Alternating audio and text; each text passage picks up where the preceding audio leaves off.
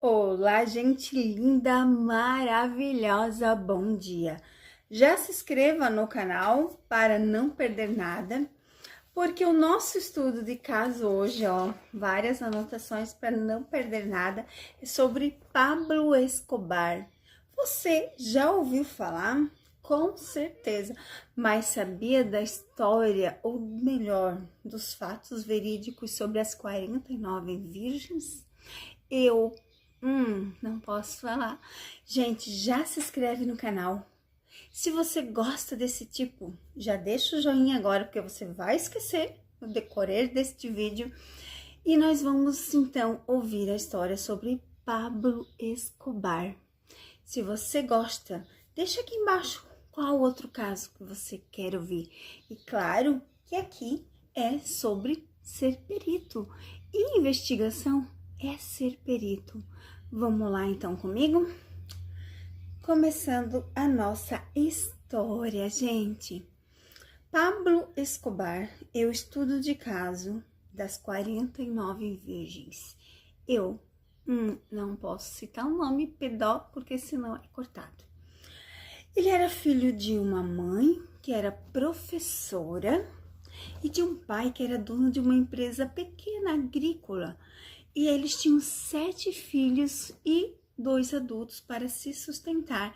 Mas o pai de Pablo não tinha todas essas condições, ainda mais pensando lá que é em 1970. Antes disso, Pablo Escobar abandonou a escola ainda no colegial, gente. Ele roubava, ele vendia coisas, inclusive bilhetes premiados. E assim ele foi fazendo a sua fortuna. Aos 20 anos, em 1970, Pablo já ajudava a sequestrar pessoas e pedir resgate por isso. Aos 22 anos, ele se tornou milionário. Aí você se pergunta por que ninguém nunca prendeu, questionou. Porque era assim. E em 1980, ele tinha uma distribuição de fabricação de farinha. Sabe aquele pozinho? É isso mesmo, isso que você está pensando. E era assim, mensal, sabe? Era a maior exportadora, gente, imagina. E que exportava, que saía de Colômbia para os Estados Unidos. Olha só. Em 1993, Pablo tinha como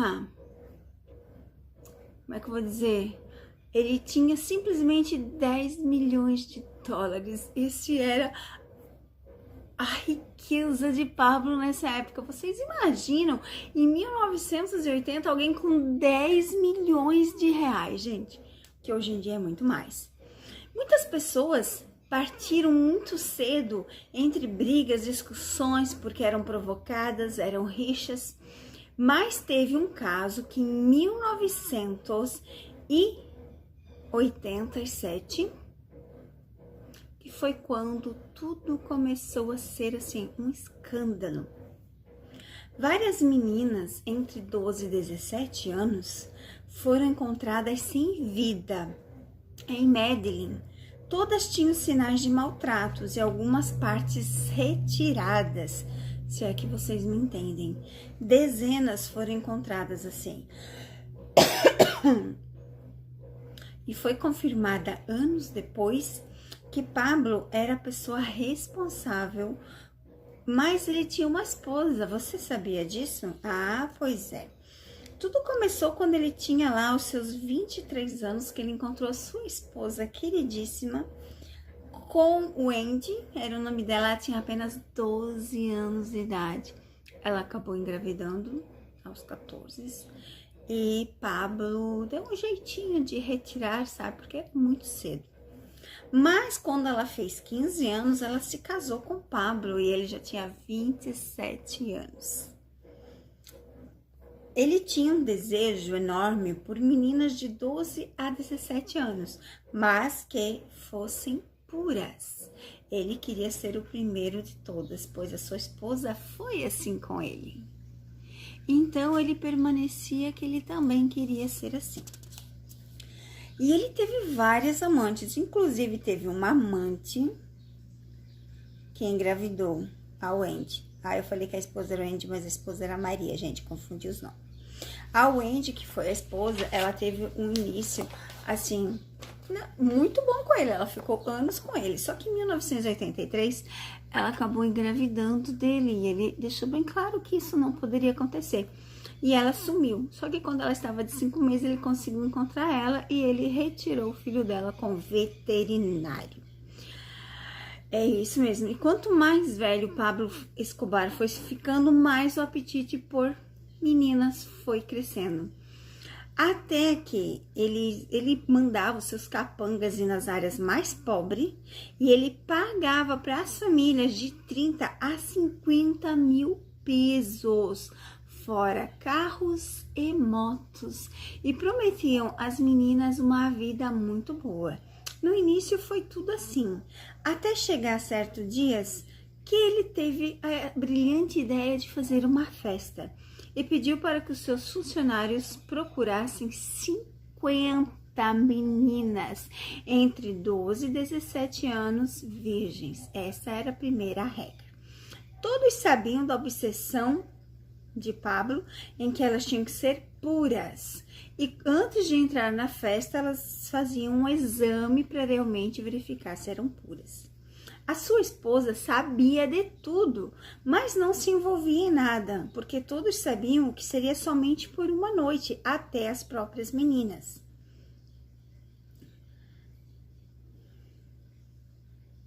Chegou certo momento e que a polícia até tentou investigar esse assunto, porque foi muito comentado por várias pessoas, mas ele trocava até de 5 motoristas e até de lugares e cidades, era super longe, até chegar em uma das mansões de Pablo. Aí sim, em 1987, a grande festa numa enorme mansão. Foi então selecionada 50 meninas de 12 a 17 anos e passavam pelos exames antes de entrar nessa festa para saber se realmente elas eram puras. Nessa festa acontecia muitos homens grandiosos de grana e de fama estar presente. Rolava muita bebida, muito entorpecente, muita farinha branca, se é que você me entende. Mas Pablo tinha a seguinte regra: onde se ganha o pão não se come a carne. Então ele não usava de bebidas e nem de entorpecentes. Ele simplesmente fumava o seu cigarrinho e bebia bem suavemente. Todas as meninas falavam que ele era muito carinhoso com elas, então elas não achavam que ele era uma pessoa má. Como elas não achavam que ele era ruim, todas elas diziam que ele era uma pessoa boa. E assim, não podia engravidar. Ele usava preservativo exatamente não pela razão de DST, até porque não tinha, né, gente? Elas eram puras. Mas pela razão simplesmente de não engravidar ninguém. Ele seguia à risca isso, que só a esposa dele, Maria, podia engravidar. Mais ninguém.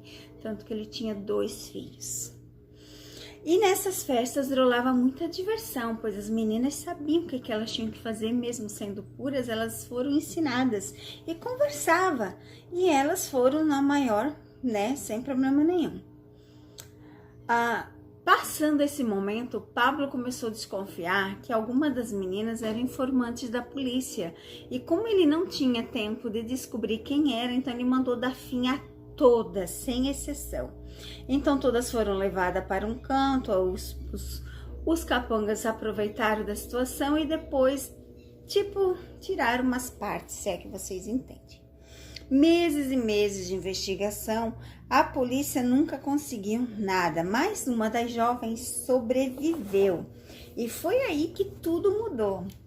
Quando essa jovem, né, que teve uma garota que sobreviveu, ela levou vários tiros, mas ela conseguiu se salvar, ela sobreviveu, só que só depois de 4 anos que ela resolveu falar, porque ela tinha muito medo. Até hoje, ninguém sabe o nome dela, ela é preservada pela justiça. Então, assim, ela contou tudo o que aconteceu, isso depois de 4 anos. Mas Pablo conseguiu fugir. por 16 meses. Então ele resolveu entrar num acordo.